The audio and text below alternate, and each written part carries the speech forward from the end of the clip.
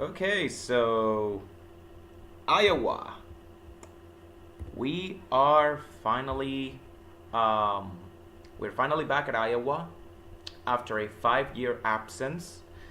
Um, and it's a doubleheader.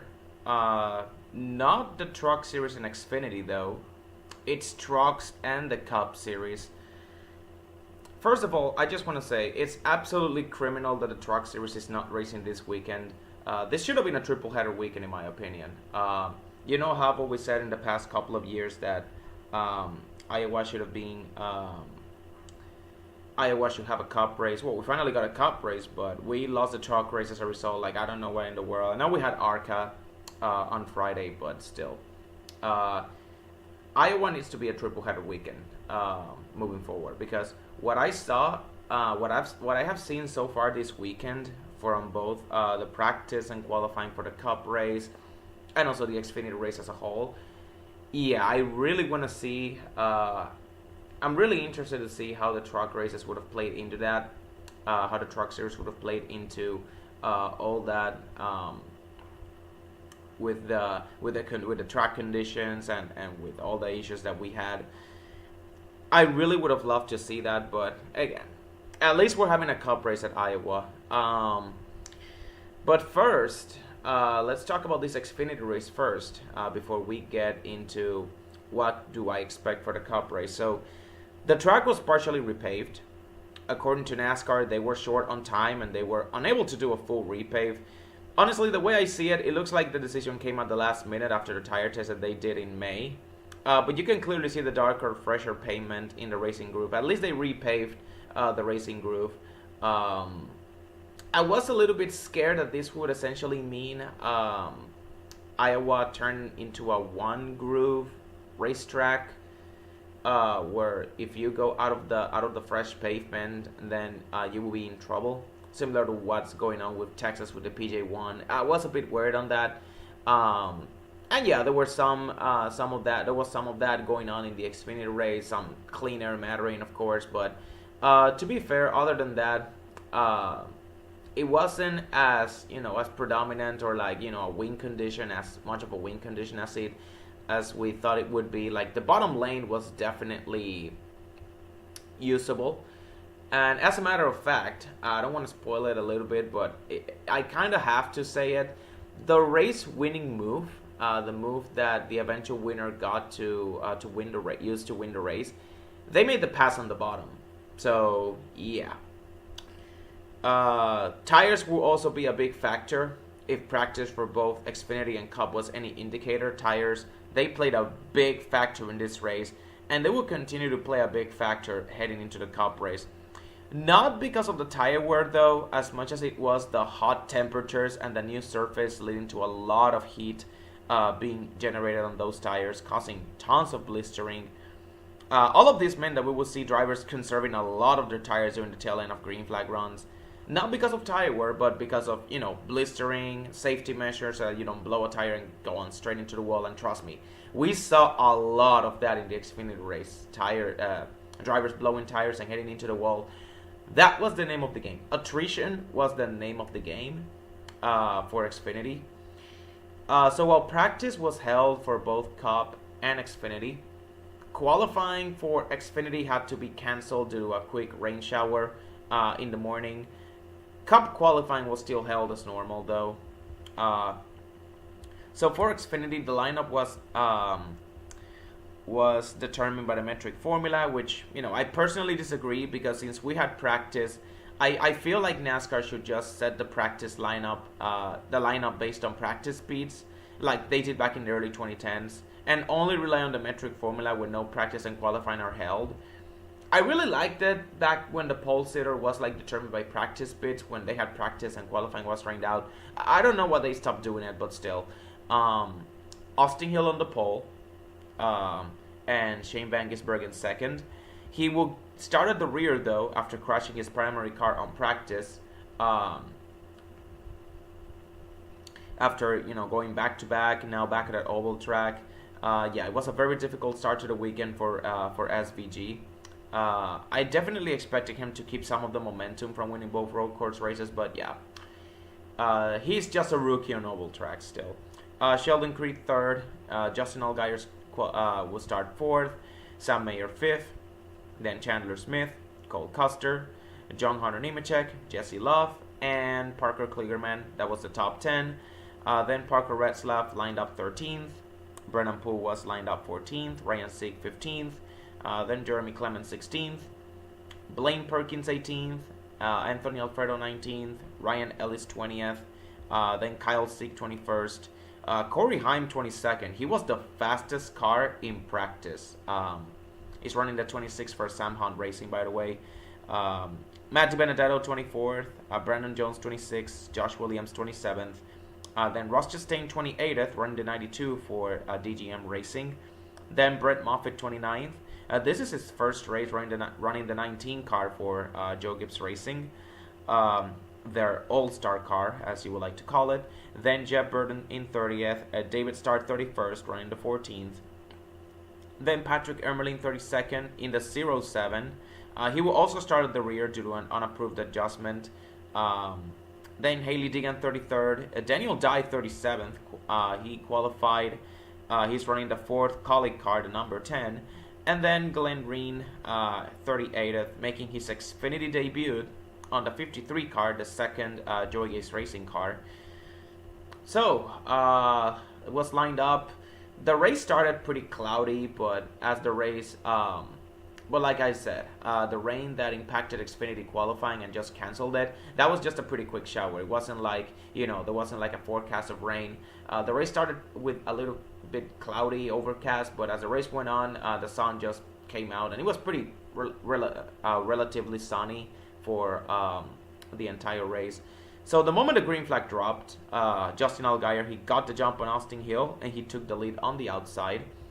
Sheldon Creed, he tried to do the same for a second, but he got loose and he made contact with the 21. No caution came out of it.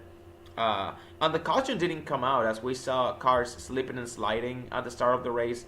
We saw Jeremy Clemens with a great save on the off of turn 4. As this first green flag run went on, though, the Toyotas, they started to flex their muscle pretty early, as well as their, showing their long run speed. Chandler Smith took the lead after passing both Allgaier and Austin Hill on lap 15. And then Sheldon Creed and John Hunter, they did the same with Austin Hill a few laps later for third. Corey Heim already up into the top 10 as well after starting 22nd. Remember, he was the fastest in practice, so this is not a big surprise for me to just see him quickly getting into the top 10. So the JGR cars, they eventually went 1, 2, 3 by lap 25, with Chandler Smith leading, John Hunter second, and Sheldon Creed third. The rest of the field was just battling it out for fourth. Some early issues for Glenn Reen. He got to come down pit road with a fuel pressure issue, and he went several laps down. The caution did come out eventually for the first tire-related casualty. AJ Allmendinger, he blew a tire in turn 4 after hitting the wall hard. And we went to pit road after that. John Hunter, Clements, and Ryan Ellis stayed out, and everyone else pitted. Then Chandler Smith, he won the race off pit road over Austin Hill and Sheldon Creed, with Sam Mayer, Brett Moffitt, Cole Custer, Riley Herbst, and Sammy Smith gaining some spots, and Allgaier just losing 3 spots on pit road. Also, Brandon Jones with an issue coming off of pit road with the car smoking, a potential engine electrical issue. He took it to the garage because the car was smoking too much, and it was eventually determined that yes, it was an engine-related issue coming off pit road, probably a valve or something like that. But yeah, unfortunately, a really unfortunate DNF, and a pretty unfortunate season from Brandon Jones too. This is already his 6th DNF of the season, and we are only what? How many races are we on the season? 14 races on the season? Is Iowa race 14th or 15th? I don't recall correctly. Let me see here. Let's see. 2, 3,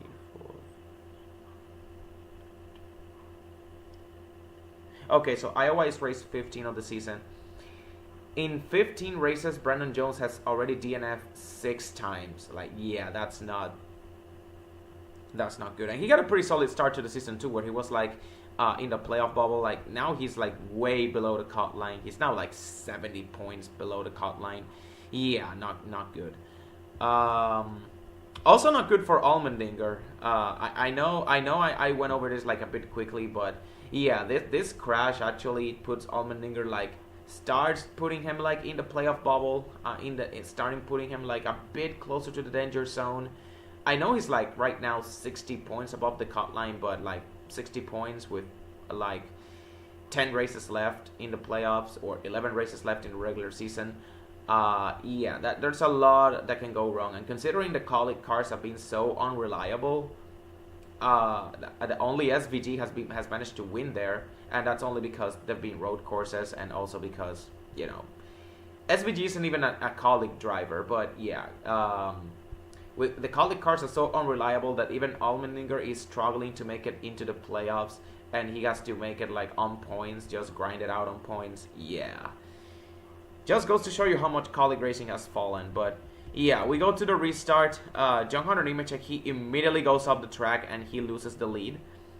Jeremy Clements takes the lead, and he surprisingly does a really good job holding off Chandler Smith on older tires, although he eventually gets past like 7 laps later. But still, a great job for Clements holding on with those scuffed tires, and great job for John Hunter Nemechek and Ryan Ellis too, holding on to a top 15 with those older tires.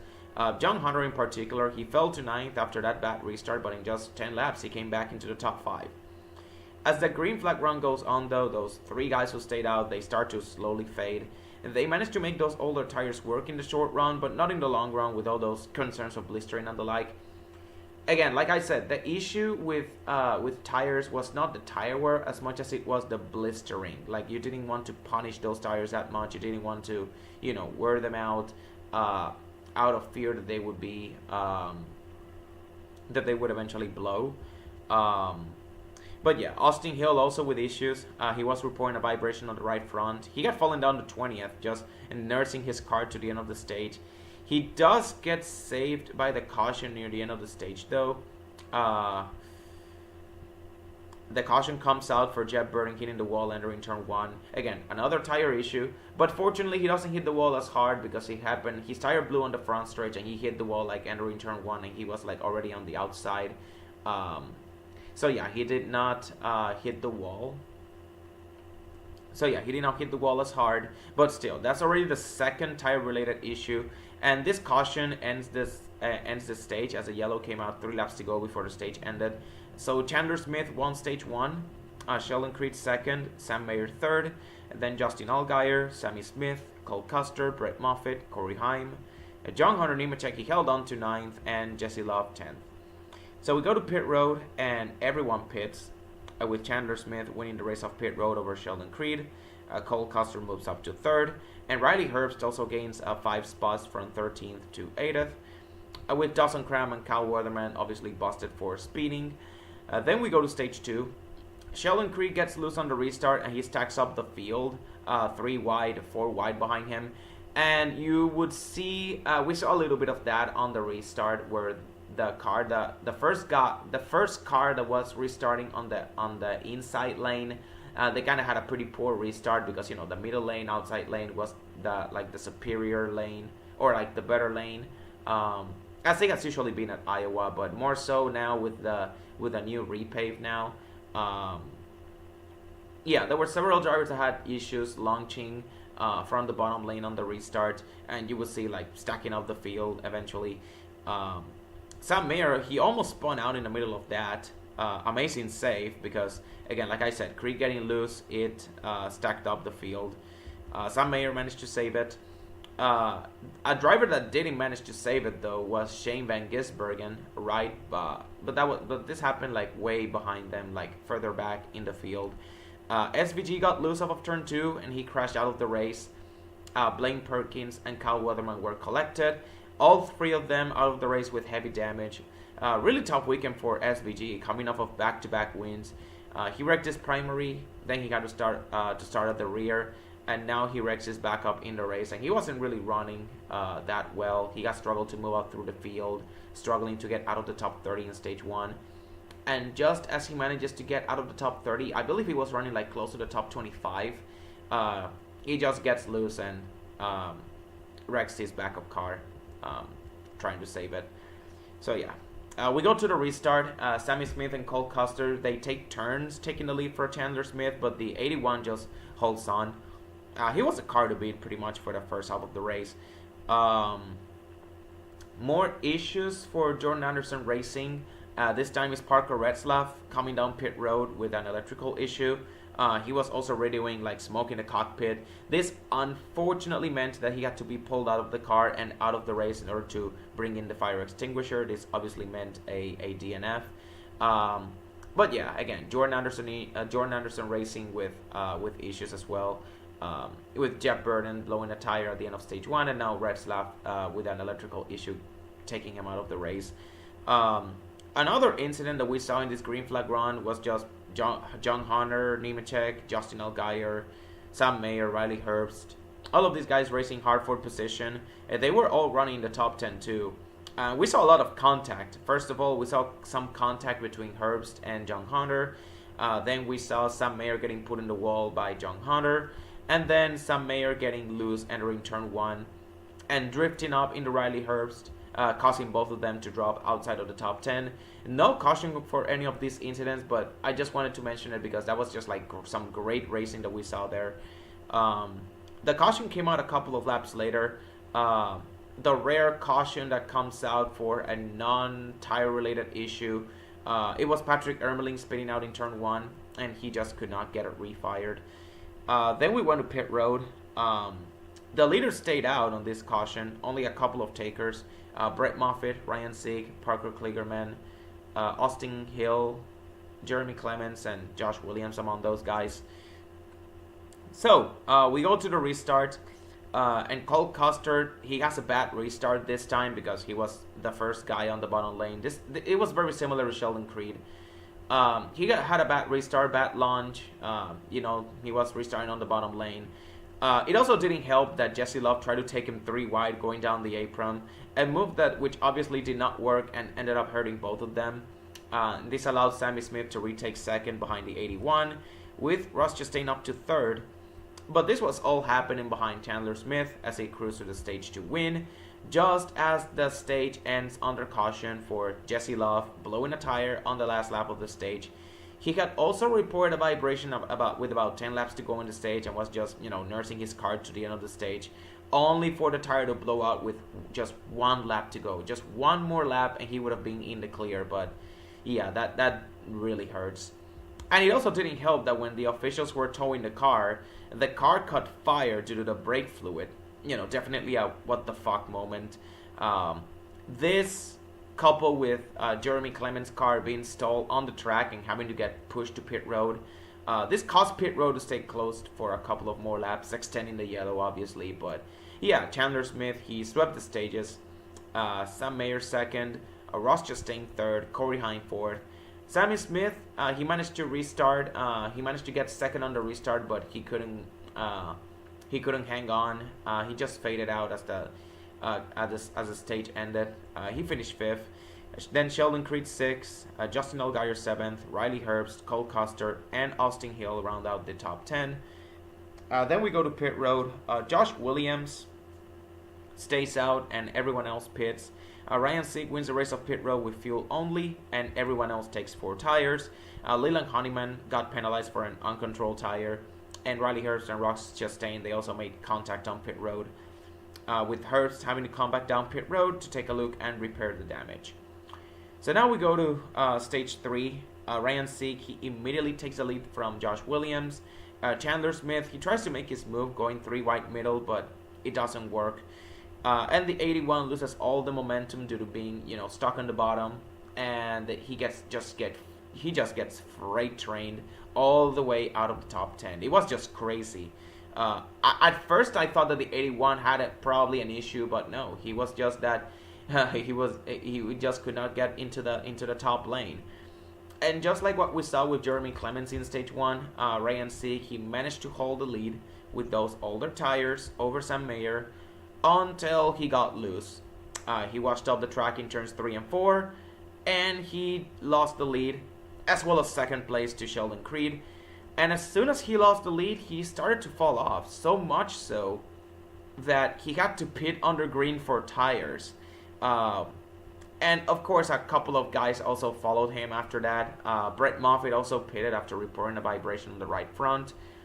Obviously, the team didn't want him to come down pit road, but considering all of the drivers that have reported vibrations in this race have wrecked out, I honestly don't blame him for making that decision. And, you know, he was right in coming down pit road, as the team confirmed that, yes, there was a huge blister on the right front. So it's a good thing that Brett Moffitt pitted. So yeah, he falls 2 laps down, but it could have been so much worse. And as more drivers start to report vibrations, others start to peel off and start coming down pit road because they just can't take it anymore, or they just don't want to blow a tire. Matty Benedetto, Josh Williams also pits too. He stayed out and only took 2 tires. Adding on to the drama, however, the caution comes out a couple of laps later for Justin Allgaier blowing a tire in turns 3 and 4, hitting the wall hard and crashing out. And if you're counting at home, this is already the 4th tire blowout and the 3rd time today it happens in 3 and 4. Like, outside of Jeff Burton blowing a tire entering turn 1, all of the other tire blowouts have happened in turns 3 and 4, and all of them have ended up with a hard impact on the passenger side of the door, with the passenger side of the car on the right side. Allmendinger, Allgaier, Jesse Love, yeah. Then we go to pit road, and everyone pits as expected. John Hunter Nemechek, he wins the race of pit road over Sheldon Creed, with Sam Mayer falling to 3rd. Austin Hill, he takes 18 laps scuffed tires, and he comes out 5th. I wasn't really sure how that was gonna work. Like, I know that Hill had made an extra pit stop, and he had, like, you know, he got a set of tires, one less set of tires than the rest of the field, but taking 18 laps scuffed tires when they had like a fresh set of tires still, I know they were trying to save it for like later on in the race, but considering how extreme the tire wear was, I definitely was like, you know, like it's not a bad idea to use those scuffed tires, right, you know, eventually, but with that many laps to go, with, you know, potentially 1 or 2 more cautions on the horizon, I feel like they would have been better off just putting off like their last set of sticker tires and then use the 18 lap scuff for, like, you know, the final stretch of the race. You'll see what I mean by that, because it was definitely a bad idea in hindsight.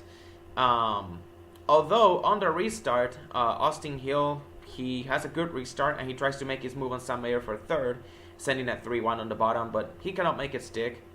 This allows John Hunter and Sheldon Creed to pull away 1-2. Creed eventually tries to take a peek for the lead, but he's unable to make it stick, and he falls to 5th after getting passed by Austin Hill, Cole Custer, and Sam Mayer. We also had some issues for Parker Kligerman. He was just up the track in turns 3 and 4. His car was extremely loose, but he saved it. Brennan Poole was also slow on the track in turns 1 and 2. No caution for that either, but that was definitely like an electrical issue. The caution eventually came out for Austin Hill, who was running 2nd on scuffed tires. He blows a left front tire entering turn 1, and he hits the wall hard out of the race. Yeah, I was right. It was too soon to put those scuffed tires on because, you know, they already had some blisters in it. They eventually blew up. Those tires were not going to last until the end of the race, considering how extreme the tire wear was all race long. What's really interesting and curious is that it was the left front that blew up, and it happened in turns 1 and 2. It was still a hard impact, and it definitely took Austin Hill out of the race, but still. That's the 5th tire blowout that has already happened in this race. So we have another restart. Sam Mayer manages to get 2nd away from Cole Custer, and Riley Herbst has an amazing charge. He manages to surge all the way up to 3rd after restarting 7th. Obviously, this green flag run doesn't last long. Another caution comes out.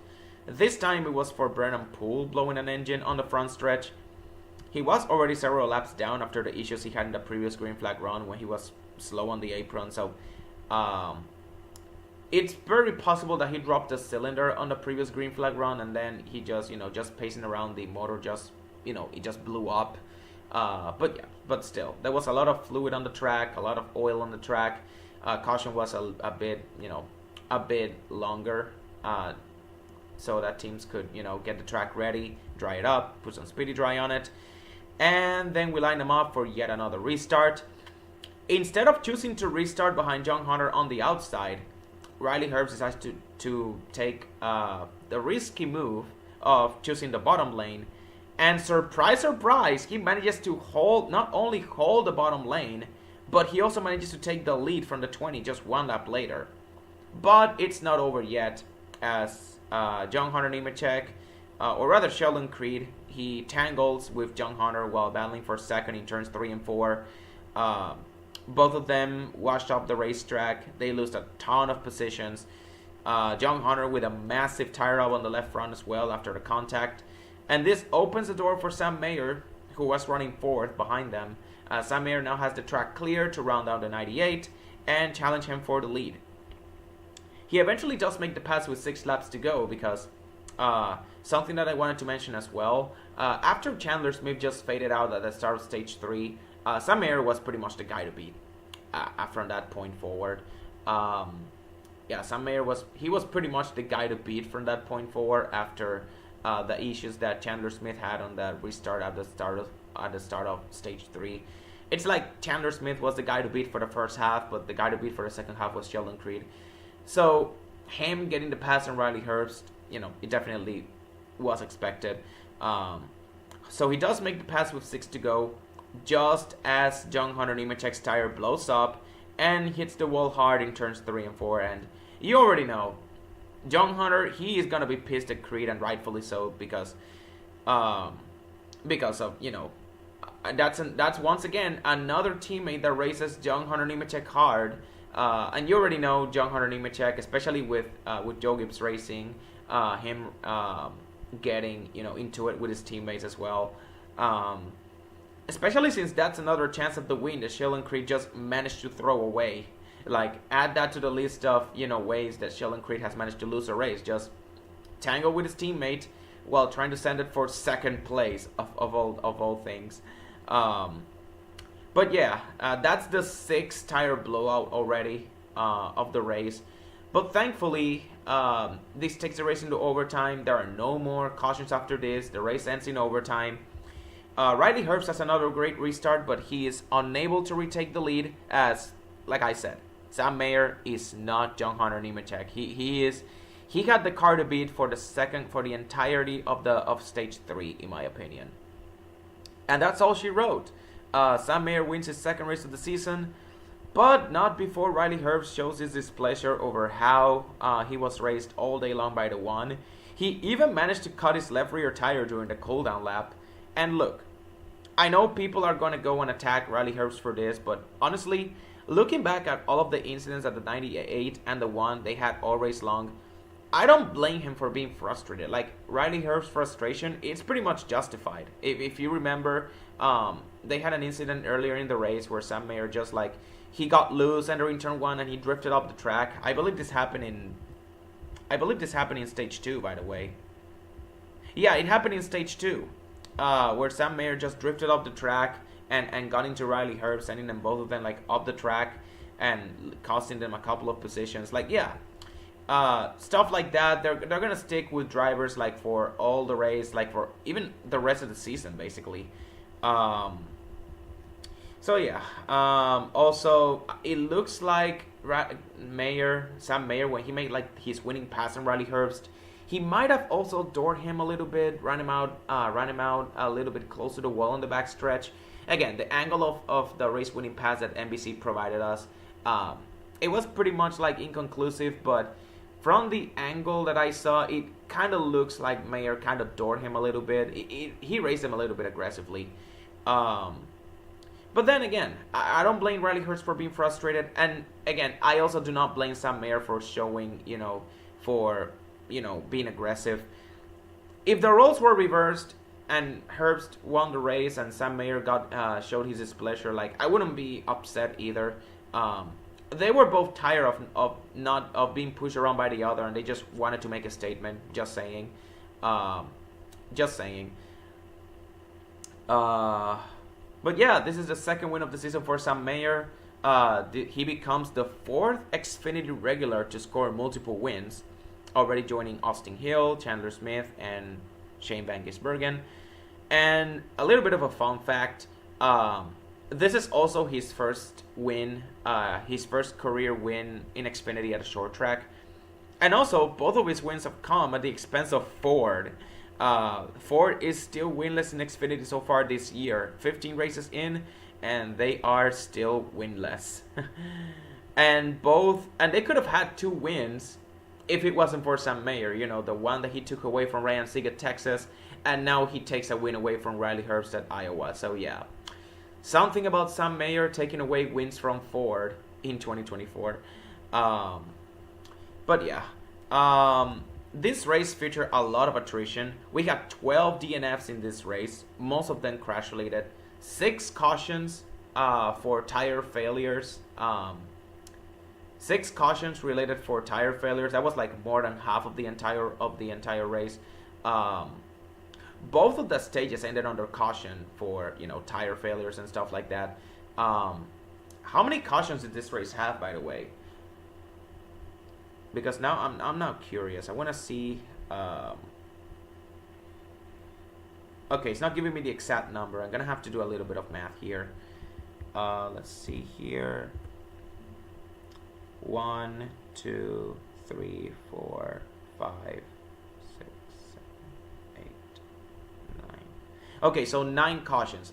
We had 9 cautions in this race, and 6 of those cautions were for tire failures. And most of the drivers that had tire failures, like the only driver that managed to, who got involved in a caution for a blown tire and managed to finish the race was Jeff Burton. Everyone else, if you had a tire failure, your day was probably over. So yeah, this race featured a lot of attrition. Sam Mayer won the race. Riley Herbst finished second. Corey Heim finished third. Time Sam Hunt Racing's career best finish. And it's really crazy because early on in the race, I felt like, this was JGR's race to lose, but then it went down to hell with, some Chandler Smith, having a bad restart in stage 3, Brett Moffitt having a vibration and pitting under green, and then Sheldon Creed and John Hunter Nemechek getting into it, and John Hunter Nemechek's day ending early. Yeah. It's pretty crazy with all of the issues that Joe Gibbs Racing had. None of them, they didn't end up winning the race, even though I felt like Chandler Smith had the car to beat for most of the race. In the end, at Toyota, it was a Sam Hunt Racing Toyota that managed to be the highest finishing Toyota in the race. So good for him. Sammy Smith finishes 4th. His 3rd top 5 in the last 4 races. After, having 0 top 5s in the first 11 races. He has 3 in the last 4. Sheldon Creed finishes 5th. Cole Custer 6th. Matt DiBenedetto 7th in that 38 car. Great job for him. Then Chandler Smith 8th. A bit of a good recovery, but, it could have been so much more. Ross Chastain 9th. And Daniel Dye 10th. Great job. Yeah, now that I look at it, Daniel Dye was the highest finishing colleague car because... Josh Williams, he tried to make something happen with that strategy, but he eventually had to pit under green. And then Allmendinger and SVG, of course, they had their issues that caused him to, DNF. Daniel Dye just carried the torch for Colleague, and he managed to salvage a top 10 for them. Then Parker Kligerman in 11th, Ryan Sieg 12th, Leland Honeyman 13th, and Ryan Ellis 14th. Great job for those guys. Anthony Alfredo 15th, Joy Gay 16th, David Starr 17th. Then Brett Moffitt, he manages to salvage an 18th place finish out of all of this. Then Kyle Sieg 19th and Josh Williams 20th. Then Jeff Burton 24th. Haley Diggin 25th. Make no mistake, she was running she got last place speed though. All of these cars having issues eventually led to her finishing as high as she did, but she should have finished 35th or worse, honestly. She was just off the pace all race long. She was even running. She was even getting outrun by Glenn Reen. That 53 car. Yeah, she was running last place at the start of the race, and she got no pace, literally. The fact that she finished 25th and she managed to avoid issues all race long, that is literally surprising. John Hunter Nemechek 27th, Brennan Poole 28th, Austin Hill 29th, then Justin Allgaier 30th, Jesse Love 31st, Parker Retzlaff 32nd, Kyle Weatherman 33rd. Again, that speeding penalty kind of cost him, because if he didn't restart at the rear, he would have obviously avoided SVG getting loose, and he wouldn't have gotten caught up in that.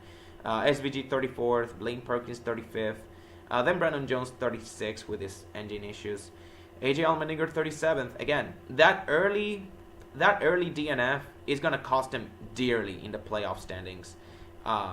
He definitely took a big tumble today, playoff wise. And finally, Glenn Green 38th with early DNF with fuel pressure issues. But yeah, like I said, 12 DNFs in this race. From John Hunter Nemechek downwards, all of these guys, only 26 cars finished this race today. Crazy. But yeah, this was a pretty fun race, with the tire issues notwithstanding. I am a bit worried about the blistering, though. It will be interesting to see how the drivers manage that tomorrow. Hopefully the Cup race being at night helps. Speaking of the Cup race, we got 15 minutes before the race begins. Yeah, definitely looking forward to that. I really love that this is a night race. And we're getting and it looks like we're getting like a repeat of Bristol. Hopefully it's a repeat of Bristol, not a repeat of Indy 2008.